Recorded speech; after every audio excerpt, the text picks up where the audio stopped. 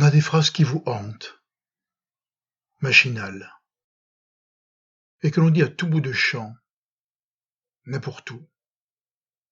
On vieillit. C'est un peu comme un tic, une toux. On dit « Comment ça va ? Pas mal, et vous ? Pas mal. » On dit « Mon Dieu, ça ne veut rien dire du tout. Mon Dieu, faites mon Dieu que je meure en silence. Je ne crois pas en vous. Pourtant, si vous étiez, et de qui l'on priait au plus cette pitié, qu'on se taise sur moi quand l'ombre à ma semblance aura vu se fermer, qu'on se taise sur moi, quand l'ombre à ma semblance aura vu se fermer les branches du sentier. J'écoutais un instant parler pour une morte, on l'aimait. Elle était touchante, comme un chant. Et cela qui tâchait aussi d'être touchant faisait à cette tombe ouverte un bruit de porte, importun, et pourtant tellement pas méchant. Ah, j'imagine qu'on va l'entendre confuse, ou le feignant peut-être. Elle leur eût paru l'écolière, qu'effarouchée à mots trop crus, refusant de l'épaule un compliment par ruse, pour fuir la fausseté des hommes par les rues. Vous avez bien souffert, madame.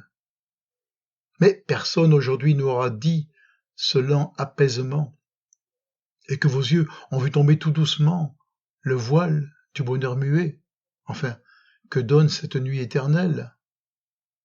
Le voile du bonheur muet, enfin, que donne cette nuit éternelle, où personne ne ment. Quand c'était trop affreux, vous regardez les arbres. Ils ont aussi des nœuds à leur tronc, comme nous.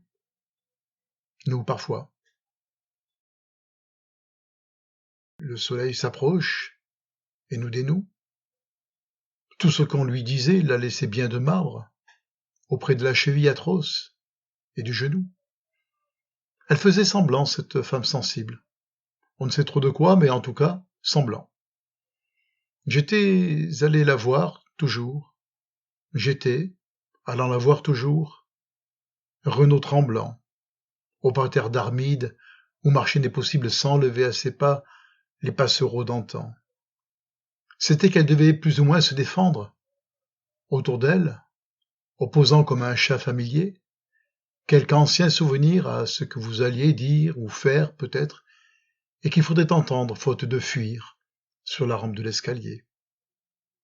Armide et son bonheur abandonnant, Armide et son bonheur abandonnant l'Orante, que les soldats du Christ y meurent donc sans eux, ont gagné ce rivage aussi bleu que les cieux, où les enchantements, neige et soleil affrontent, où l'on vit sans armure un printemps merveilleux.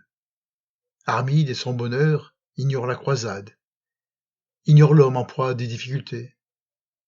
Tout leur art n'est qu'amour à ces bords enchantés.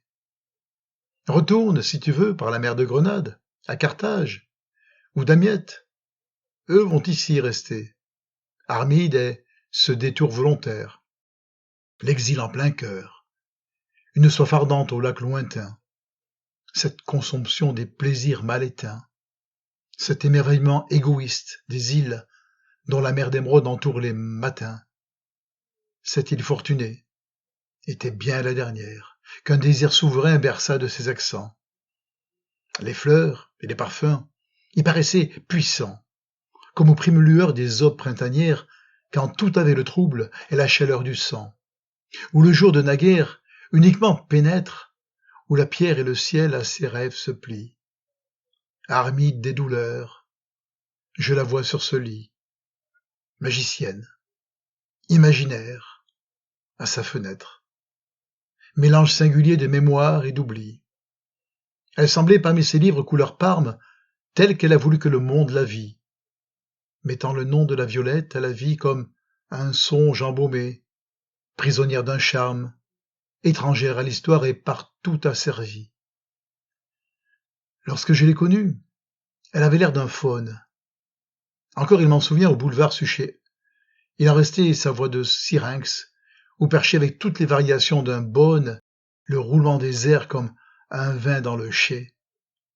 l'avenir qu'il y puise, et dans son héritage, décompte les raisins comme il faut, grain à grain, décante du tanin ce soleil souterrain, dépouille l'amertume, et prenne dans son partage ces doux regards qu'à l'ombre accorde un romarin.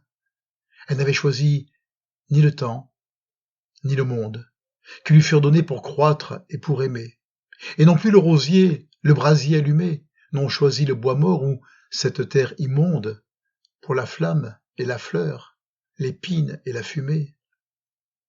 Armide chère, Armide, Armide trop humaine.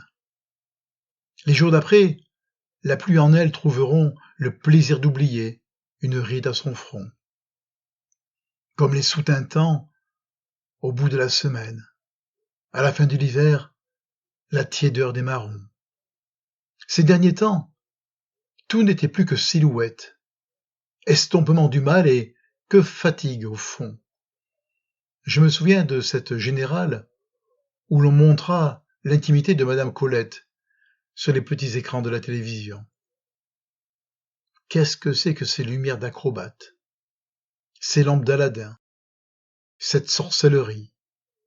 D'abord, on entendait à peine et puis ça crie. Du moins, était-il seul au château des Carpates? Cet étrange héros dont Jules Verne écrit, rongeant au creux des monts un amour sans pâture, pour une femme absente avec ses bras abstraits. Et cette voix trop belle, et ce mouvant portrait, du moins était-il seul assis à sa torture, et ce n'était que lui-même qui torturait. Jeunesse, ma jeunesse. Est-ce donc ton image? On survit longuement à l'avril des baisers. Déjà, midi s'étonne et cherche la rosée. Même un beau crépuscule est encore un dommage. Le cœur qui se souvient n'est jamais apaisé. Jeunesse, ma jeunesse, il n'est plus de dimanche si tu t'en es allé en changeant mes cheveux. Jeunesse, ma jeunesse, assise à tous les feux, où donc est le tapis vert et bleu des pervenches? Où sont les champs fleuris où tu disais « je veux » Laisse là tes regrets, vieil homme, et ta jeunesse. Dimanche, ou pas impatient, dès le lundi, d'autres adolescents ouvrent le paradis.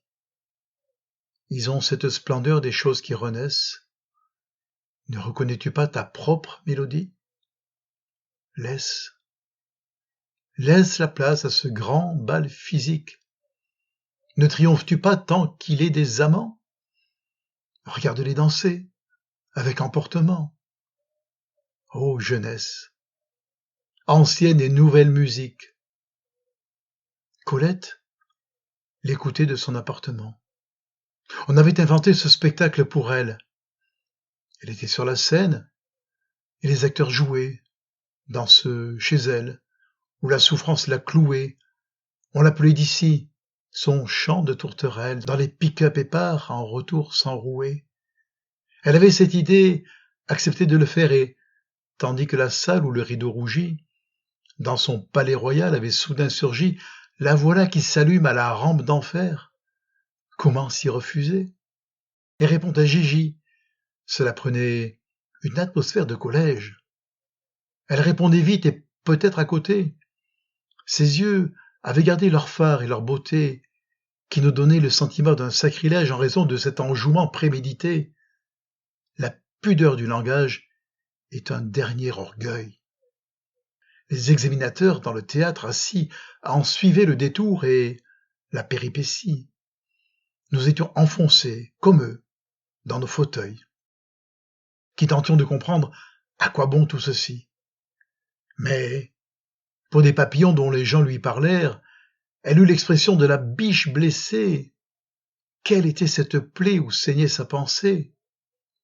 Quelque chose, un moment, avait dû lui déplaire. Rien qu'un moment. Ça s'est tout de suite passé. Nous n'entrerons jamais au vrai jardin d'Armide. On avait beau l'avoir prise au piège et traînée dans l'éclat des Sunlights comme une fleur fanée. C'était nous, qui restions pareils au sol aride, au long été de ses 81 années. Elle aura très bien su ce que c'est que mourir comme aux indifférents la bouche s'y confie. On n'a plus le secours des yeux, ni leurs défis, ni les éclairs furtifs, la feinte du sourire. Elle n'a pas voulu qu'on la photographie. Elle n'a pas permis de fixer à son ombre la narine immobile et la tempe sans bruit. Ce traître instantané, cet effroi, cette nuit.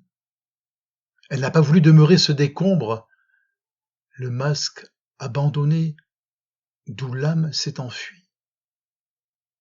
Nous ne la suivrons plus par les secrets méandres où seul et vainement elle eut un long succès. L'allée est solitaire où Colette passait.